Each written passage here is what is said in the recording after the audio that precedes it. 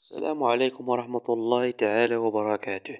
مشاهدينا الكرام، مرحبا بكم في هذا الفيديو الجديد.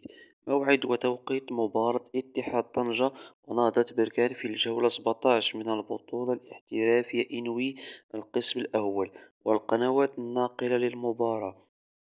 يحتل فريق نهضة بركان المرتبة الرابعة في ترتيب البطولة الاحترافية إنوي القسم الأول برصيد 26 نقطة، ويحتل فريق اتحاد طنجة المرتبة 15 برصيد 14 نقطة.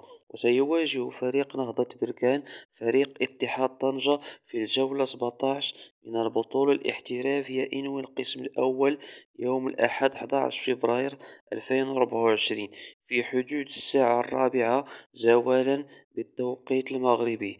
ومن المنتظر نقل هذه المباراة على قناة الرياضية المغربية.